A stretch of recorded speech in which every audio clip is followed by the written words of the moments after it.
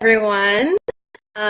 Sorry about the change in scenery at the last minute. I was trying to go live from my group, or from my Facebook page, but it wasn't loading properly. So we're just going to go live from my personal profile and share it onto the Intentional Parent business page. So my name is Malia, and some of you know me as Ladybug, and I help parents go from reactive to intentional so that they can rediscover the joy of parenting. And tonight, I want to talk to you about how to handle frustration fallout, or how to handle it when you lose your cool with your kid and you immediately feel guilty about it. So first, I want to ask, how many here are struggling with the guilt of yelling at your kid and then immediately knowing that they didn't deserve it, or that there was a better way to handle the situation? And maybe you tried taking deep breaths like you've heard people say, and maybe you tried to walk away from the situation, but whatever it was that you tried just didn't work.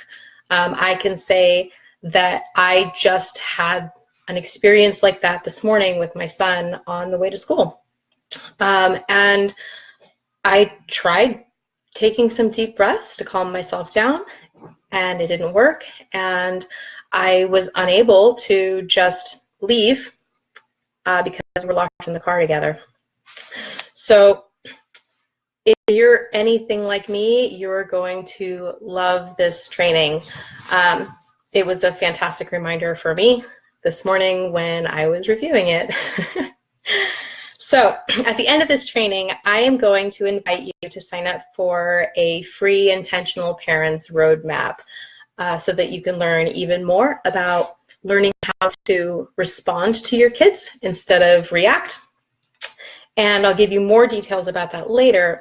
But for now, let's move into the training. So I have been working with parents for a while now, and I have noticed that there are a couple thoughts that parents tend to have when they blow up at their kids and then feel badly about it. And while it's super easy and understandable that you have these thoughts, they can be really harmful in your ability to parent with intention. So the first things parents think is, oh, how painful. Oh, how painful that you were unable to keep your cool. I was unable to keep my cool, and I harmed my kid this way.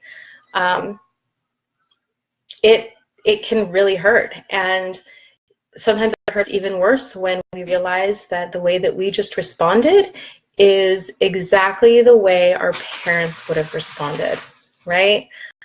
I have a client who said that it was, sorry, I have a note, who described it as feeling as if time had rewound. And so she was her mother and her son was her growing up. So that really hurt. And when we hurt our kids that way, it can be painful. The second thing is, oh, how unfair. We can beat ourselves up and think, like, man, this is totally unfair. I came into this parenting thing, but there's no instruction manual. There's no guidebook. What am I supposed to do? I'm only doing the best that I can. How am I supposed to put together a puzzle if I don't have the picture of the final product, right? How am I supposed to put together this IKEA bunk bed without those Swedish pictures? It can be, we can think that it's really unfair that we're taking care of this precious human life, and we don't have a clear set of instructions for how to do that so that we don't totally mess up our kids, right? It can be really challenging for us. So tonight, I want to challenge you to also think, oh, how human. And I'm going to recommend some ways to grow from the experience of making mistakes, okay? So first of all, it's important to know that usually it's not the mistake that harms our kids. You at your kid, me blowing up my son this morning, that is not what's usually the most harmful. What's the most harmful is how we handle the fallout. What do we do after we mess up? That is what's going to make a difference. When we make mistakes, which are inevitable, we're human, we're going to make mistakes for the rest of our lives.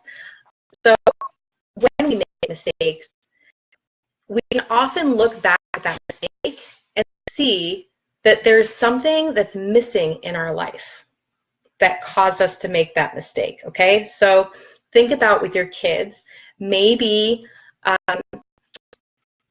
you need structured chore time and homework time with your kid. Maybe you need de-stress time at home, or maybe your kid needs break times between activities, right? So reflect on the situation that caused the incident and see if you can figure out what was missing that could have prevented you from blowing up like you did. I can tell you that this morning I was experiencing a lot of frustration in another area of my life, and I took it out on my son. And so the way that I can address that is to fix this other area of my life so that it's not sending negativity overflowing into other aspects of my life, and it's not impacting my relationship with my son. Okay, so what was missing was my dogs playing on the couch.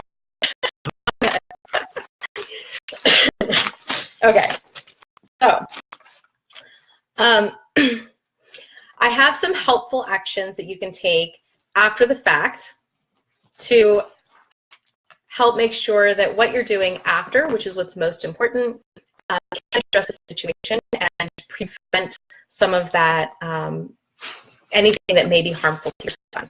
Okay? So the first thing is give yourself a timeout.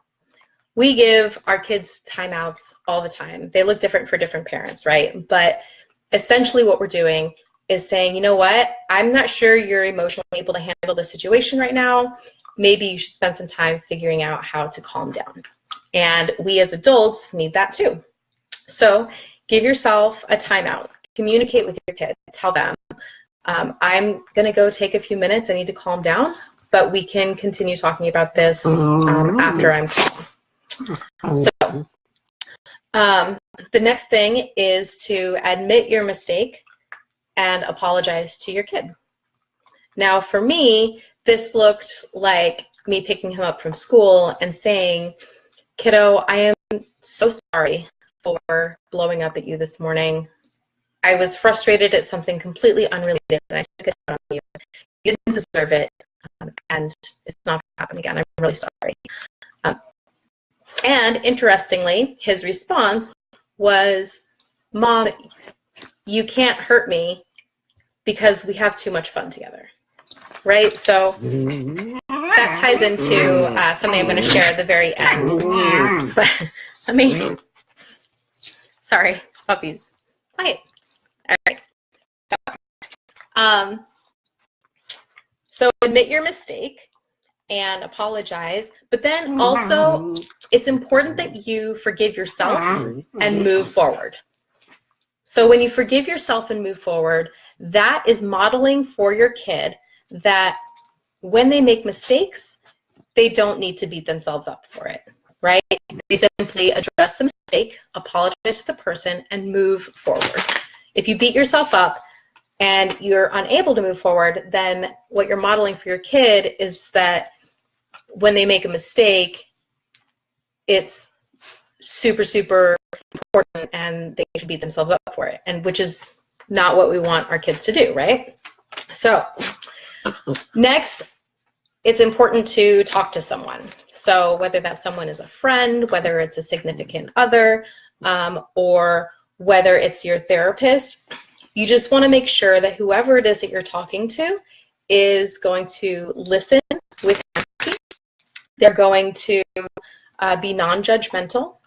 They're not going to offer unsolicited advice, and they're not going to flip it and make it all about them, right? You want to find someone who's going to be the most supportive for you when you're going through this, because parenting is really hard and we need support system as parents.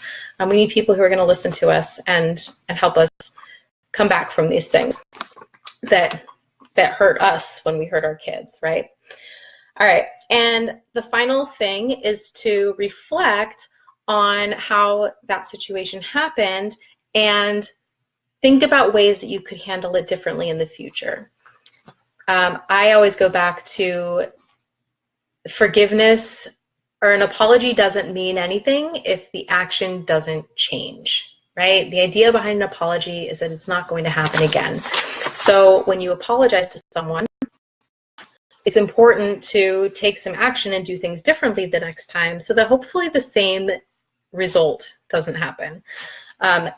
But with that, know that it can take a few times to find the right thing. So you may have the same result, but if you're trying new things to prevent it, then that's the best that you can do, and that is just fine. Ultimately, what I want you to remember is that children give us millions of opportunities to have positive interactions with them. And if you could mess up tons of times and still come out ahead, okay? Because there's just going to be so many chances for interaction, which goes back to my son's response when I apologized to him. He said, "Mom, you can't hurt me because we have so much fun together." Like, there are so many positive interactions that I've had with my son that when I mess up every now and then and I yell at him out of frustration, it's not going to harm the relationship as long as I respond to it appropriately and apologize. So that is all I have for you. If you found this helpful, then I invite you to download your free copy of the Intentional Parents Roadmap. The link is in the top of this video. And that Intentional Parents Roadmap is guaranteed to give you the clarity you need to begin your intentional parenting journey. So I put a lot of thought and effort into it. I'm super stoked, and I know that you'll find it valuable. I am also the host of a Facebook group, which is called the Intentional Parent Open Community, and I will drop that link in the comments after this video is posted. And then last but not least, next Tuesday, we have a guest live streamer. My good friend Carly is going to come in, and she's going to talk about ways to manage stress. She has a page called Electric Warrior Healing, and is from San Diego, Ocean Beach. And I'll drop the link to her page in the comments below too, so you can check her out. But she'll be going live next Tuesday at 6 p.m. So I look forward to seeing you all next week, and I hope you have a great evening.